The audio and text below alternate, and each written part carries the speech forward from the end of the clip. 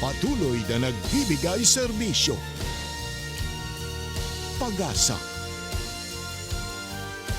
at saya.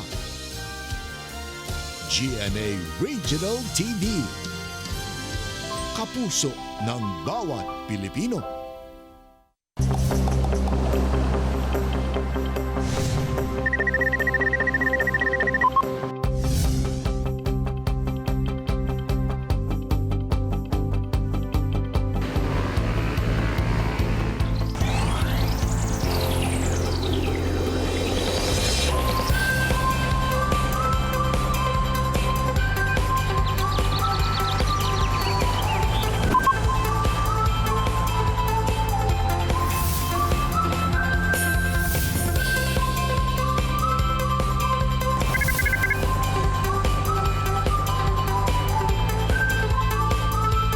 Kini ang At Home with GMA Regional TV. It's a great Tuesday morning mga kapuso all over Mindanao. Labi na sa atong mga kapuso sa Arakan ug Magpet sa North Cotabato Province. Say maayong buntag. Mayong buntag sab Jill, kumusta sab nato ang atong mga kapuso sa Butuan City ug Surigao City sa Caraga Region. Mga kapuso, kung kamo ang pangutan-on, unsa na ba ang inyong na-achieve sa life? Kay karong buntaga atong kakuhaan og inspirasyon ang istorya sa usa ka 10-year-old nga Mindanawan nga naa karon sa laing nasod nga duna na slime business. Kung paunsa niya nakabot ang iyang negosyo, kana ang atong sayron kauban si Rafa Gabinete ug ang iyang parents nga sila Delia Valdez ug Rayo Quintana gikan sa Dubai, United Arab Emirates. Samtang say sa mga mag-asawang nangandoy nga magkakambal o triplets, kini mag-asawa sa Tacoro City, Sultan Kudarat Province, wala gayud alang-alanga ang blessings kanila. Sanglit quadruplets ang ilang anak. Makauban sab nato karong butaga ang parents sa quadruplets nga sila si May ug John Dormile.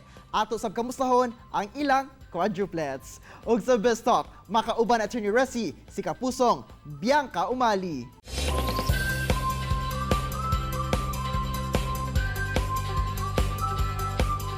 Galaw-galaw usa ta mga kapuso, pinaagi sa At Home with GMA Regional TV Dance Challenge. Kauban ang Dabawenyang si Roxanne Sedot nga ana karon sa nasod Japan.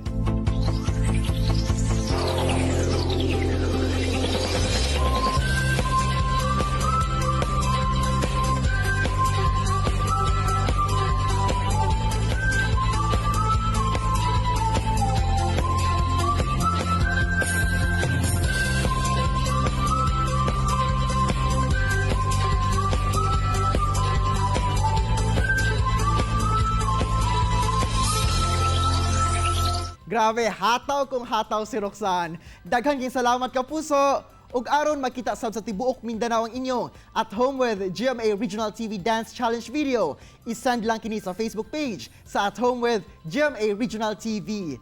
Feel better at home ug sayaw na mga kapuso.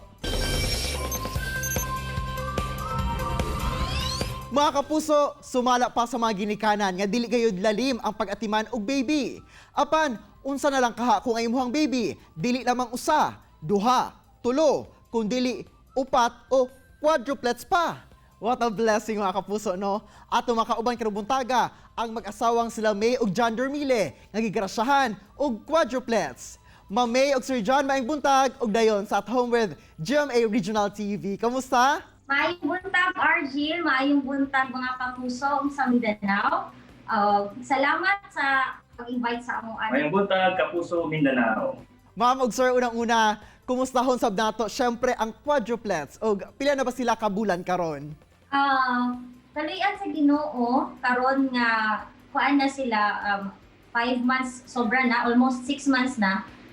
Healthy sila o nalipay ni kay dagko na sila karon.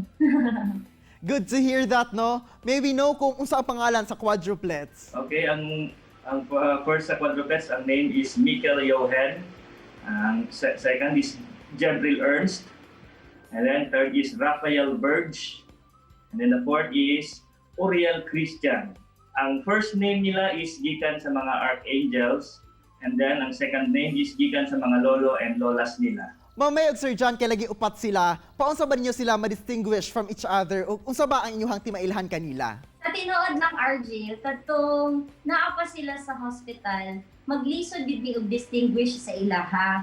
Ang ginahimo sa mga nurses o doctors dito is ang butang lang sila og nag-numbering, bali baby 1, 2, 3, 4. Pero kung imuhang tanggal ng numbers, dili gid mo sila ma-identify ato nga time nga babies pa sila. Pero katong nakagawas na sila, nagdako-dako na, bali nakita na namo ang mga pictures nila, ang profiles nila, o syempre ang ilahang sizes kay tungod pod sa ilahang prematurity, dili sila same pod jud og development. So naay isa nga dako, naay isa nga medyo gamay, naay isa nga sakto-sakto lang pod ang ilahang size, o kuan na ay isa nga na operahan, so naa siya peklat, so dito na mo siya ma-distinguish. Pero sa karon nga 6 months, almost 6 months na sila, ako as a parent as a mother, murag bisag kung saan balik-balik sa akong mga anak, mailahan gid na ako sila. Ana jud na ang mga ginikanan, labi na ang inahan, mailahan jud kay sa iyahaman mismo nagikan ang babies. During your pregnancy, nahibalaan na ba ninyo nga quadruplets ang inyong baby? Opo, by January, first week, saka si Mrs. yung na-delay siya, and then nagpa-check, nag-pregnancy test kami at first. Nag-pregnancy test me, pero negative ang results. Then, dili jud ko kampante since naamang ko'y PCOS, so dili ko sigurado kung pregnant ko or dili kay wala ko gidatnan gyud for how many months. Then, itong January, nag-try na jud ko og pa-test. Una is pregnancy test pero negative siya. So, dili ko convinced, nag-adto na lang mi sa OB. Then, dito na mo na-find out nga at 6 weeks, upat gyud sila kabuok. Upat gyud ka yolk sac ang naa dito. Karon unsa bang setup sa inyong pag-alaga sa ila kay lagi upat sila ka buok nga inyong bantayanan? So, ang setup namo is ako gyud the whole day nagabantay sa ilaha, naga-breastfeed sa ilaha, nagapaligo, nagapatulog. Naa lang ko'y mga kauban nga family members pud namo, like for example, mga pinsan niya nga tungod pod sa pandemic kay walay klase, walay trabaho, so naara pod sila diri sa amoa, nag-uban para makatabang-tabang pod sa amoa. Then ako is nag-negosyo man ko karon kay naaman ko sa construction na industry.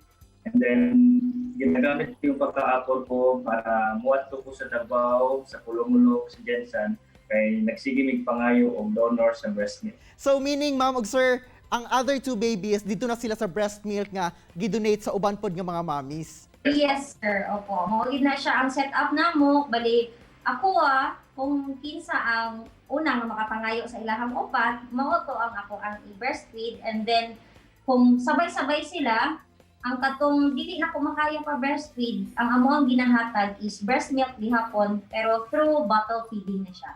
Usa ba inyong na-experience ka challenges sa pag-atiman sa inyong upat ka babies? Lisod siya kay tungod upat sila kabuok. Ang siguro pinaka-challenge sa amua is kanang magdungan sila o kuan. Dungan og hilak.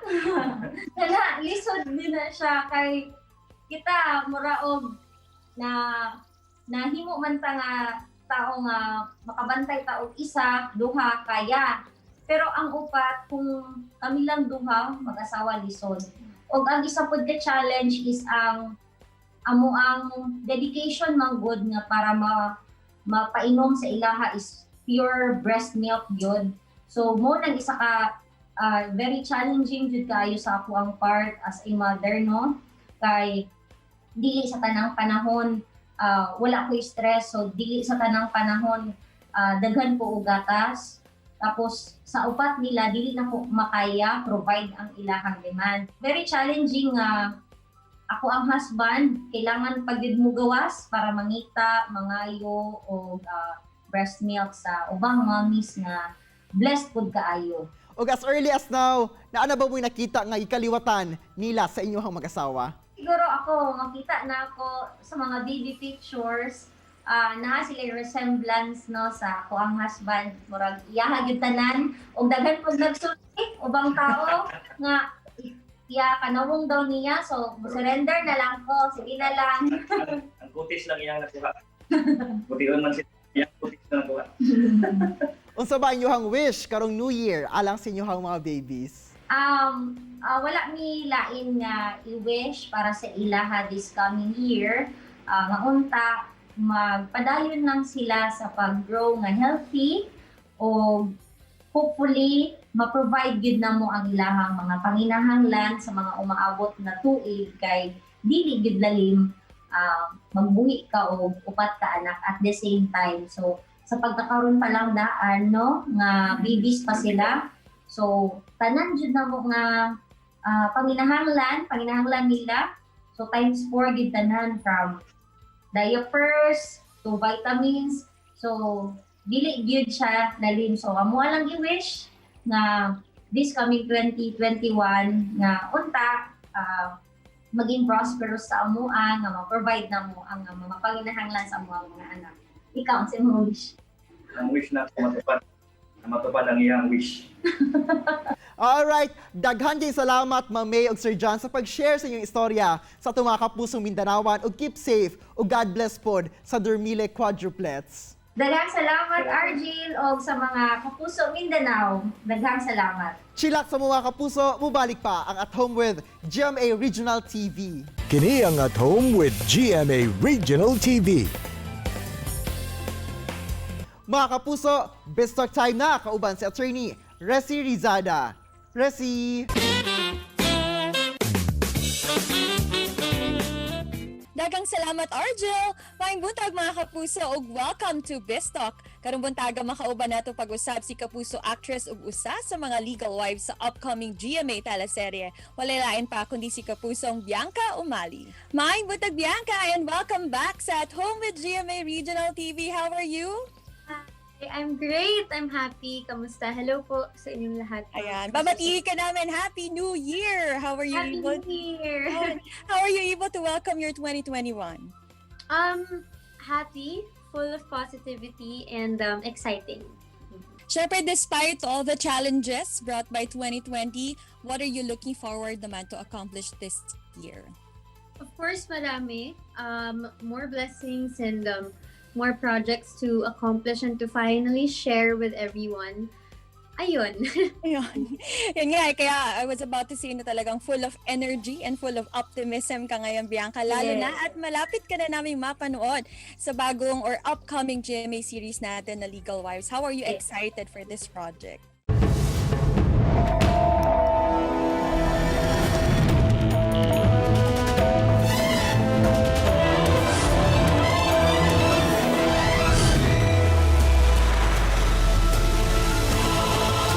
Very excited. It's such a big project and napakaganda ng story. Napakaganda ng casting. Talagang mga veteranong aktor ang mga makakasama ko dito and sana abangan at suportahan ng mga kapuso. Ayan. And we've learned na isa ka sa mga legal wives dito. What was your initial reaction na ito ang magiging character mo for this teleserye? I did not know how to react because honestly I was overwhelmed by how big the role is, and being one of the wives of course Kuya Dennis Trillo. This is also a new chapter for me, a new experience, and na-excite ako na mapanood nila kung paano ko ginampanan yung role na ito. Are you making any special preparations ba, Bianca, for this role? Actually, everyone naman, we will be projecting the Muslim culture. So, marami kaming inaaral. Of course, yung culture nila, yung ways nila, everyday life, the religion, and the dialects. Madami po. Yung next follow-up question ko sana yung mga natutunan mo, and I think this is also a learning experience para sa inyo. Yes, lahat. yes. How's your working relationship naman with the other legal wives in this teleserye? Alice Dixon and of course Andrea Torres. Yes po. Everyone is so nice on set, very professional. And ang sarap katrabaho kasi lahat kami mahal namin kung ano yung ginagawa namin. So how we work, how we do the scenes, very smooth and nakakatakot, nakakaba, but at the same time saya. For this teleserye naman, Bianca, kakaibang Bianca ba ang makikita namin? Yes. Ayun, at saka kailan ba namin mapapanood, Biancs, ang Legal Wives? Malapit na ba? Yes, malapit na po yan. Very soon actually, sa GMA. Finally, what is your message of hope and inspiration naman para sa lahat ng ating mga kapuso all over Mindanao? Of course, sa lahat po ng mga kapuso dyan sa Mindanao, unang-una sa lahat, binabati ko po kayo ng maligayang bagong taon. I hope that everyone is happy. And isa naman pong bagong taon ng pagdadaanan natin ng magkakasama, kaya natin to. And of course, ang Legal Wives, sana po ay suportahan ninyo at panoorin ninyo, mahalin ninyo ang aming bagong proyekto sa GMA Talababan. Malapit na po yan. Thank you very much, Bianca. Daghang kaayong salamat Thank for you. joining us. Good morning. Good morning. And that was Kapusong Bianca Umali. Tutok lang mga kapuso kay mabalik pa ang At Home with GMA Regional TV. Kini ang At Home with GMA Regional TV.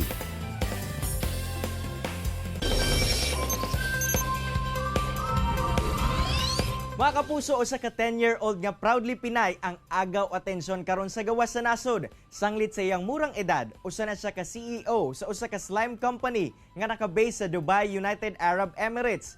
Og sanglit proud Mindanawan ang iyang parents atong sayron ang iyang nahimong journey og giunsa niya pagpalambo sa iyang negosyo isip usa ka very young entrepreneur.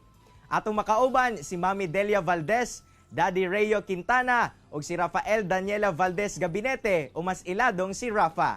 Mami, Daddy ug Rafa, good morning and welcome to At Home with GMA Regional TV. Kamusta kayo? Good morning! Happy New Year! Good morning, Sai! Yung Adlaw Mindanao. Thank you so much for having us here at Home with GMA Regional TV. Mami Delia ug Daddy Rayo, unsa nato hisgutan ang pinasahi nga pagtukod sa inyong anak niining iyahang negosyo? Niadtong younger years pa lang ni Rafa, unsa ba nga abilidad ang inyong nakita sa iyaha? Sukad pa sa gamay pa na siya, hilig ni gid ni siya maghimo-himo bisan unsa, mga papel, gapas, tubig. Pagsagol-sagol na niya, mao na yung lingaw diri sa balay. Yeah, mahilig siya mag-experiment. She's into arts and crafts. And she also loves watching life motivational videos, success stories, and enjoy siya watch of show about entrepreneurship. Paunsa pod ba nagsugod kining pagtukod ni Rafa niining slime business niya? Ikan gid sa ubos, iyang mga kadula, may unang nagpalit sa iyang mga slimes. Then mga classmates sa iyang mga kadula, nag-usugod po dahil ng order. Hangtod niabot na ni joining flea markets and the malls. Rafa, as early as 7 years old, you already started your slime business. Can you please share with us how your slime business works? At first, slime making was just my hobby. It's a great sensory activity, that's why kids love it. Then I started selling to my neighbors. But then after a while, we got the idea, why not start selling at the malls? At first, I only sold my ready-made slimes. But then I got another idea. Why not start teaching the kids how to make their own slime? That's when we started doing slime making workshops. The reason slime making workshops are more fun than just buying a ready-made slime is that the children can create the slime however they imagined it to be, and it enhances the child's creativity.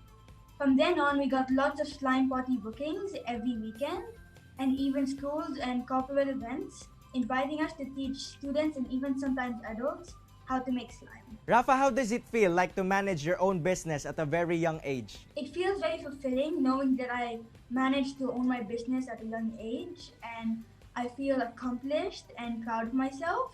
Yeah, and just know that being too young is really not an excuse. Just as long as you put your heart and mind into it, you can do anything. Rafa, how's your slime business going so far in this time of pandemic? Due to the pandemic, we had to shut down and stop accepting party bookings for 7 months due to safety. Due to safety, yeah. Of course, health is our number one priority. But when the government lifted the lockdown, we started accepting party bookings in November and went to lots of festival events in December. Rafa, what do you look forward this 2021? I'm looking forward for a more fruitful 2021 and accepting more party bookings. I hope that I can keep putting smiles on children's faces while teaching them how to make slime. Mami Delia ug Daddy Rayo, sanglit maingon nato nga bata pa ang inyuhang anak apan aduna nay kaugalingong negosyo. Unsa ba ang inyuhang ginahimo nga paggiya diha kaniya? Amo anang yung gipamatngon kaniya nga ang pagkamapabstanon. Bisan aduna siya ay naabot na sa iyang pangidaron, pabilin lang gihapon siya sa iyang mga paglipay-lipay sama sa mga kaedad niyang mga bata. Dula-dula, dili yun ingon nga gapanarbaho siya. Siya lang tag-iya, siya ang utok sa negosyo. Pero ni arami mutabang kanunay pagpalampo, pagpadayon sa iyang nasugdan. Gina-encourage na mo siya magpadayon sa mga maayo nga iyang nasugdan. Tapos, amo akong pangagpas kaniya nga ugma damlag sa iyang negosyo. Daghan pang mga bata iyang mapadipay. Yeah, nice gid kay ang feeling makakita sa mga bata na malipayon tungod ani iyang business. So this business, the Slime Squad, is a very enriching experience for Rafa. It made her really more confident and that developed jud ang iyahang entrepreneurial spirit. And through this also, I mean, napa-realize sa iyahan na kung maningkamot yun, nagitay maabot. Lastly, what is your advice, Mami Delia ug Daddy Rayo and Rafa, to all our kapuso Mindanaoans who are also planning to establish their own business? Let your kids be whatever they want to do.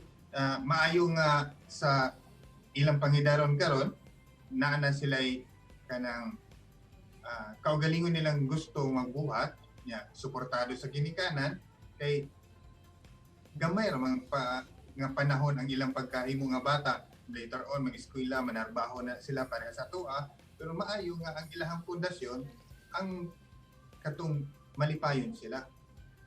Thank you so much for featuring my journey. I hope in my own little ways I can inspire other Filipino kids out there and give inspiration. yeah, and if you really put your dedication into it, you can do whatever you desire to do. Just enjoy what you do and make profits from the side. Yeah, so we'll just support your kids' interest. Ipang-feel nato sa ilan na nanatapil ni mag-guide o mag-motivate sa ilang pag-reach sa ilang mga dreams. So encourage your kids to pursue what they really love to do. Daghang kayong salamat, Mami Delia, Daddy Rayo, and Rafa sa inyong oras nga gihatag sa At Home with GMA Regional TV. Sigurado ko, daghan ang na-inspire sa inyong istorya karong buntaga. May isa pa yan. Happy New Year! May 2021 be a positive year for all of us. Yeah, thank you so much for having us. Hinaot makauli na gid mi this year kay gimingaw na kaayo mi sa ato dina. Happy New Year mga kapuso. Stay safe. Happy New Year! Happy New Year! Happy New Year. Salamat. Salamat! Say blessing kayo sa pamilyang Dormile ang ilang quadruplets. Busa, ginapangitaan gid nila og pamaagi nga breast milk ang i-feed sa ilang mga babies aron masiguro ang saktong nutrisyon.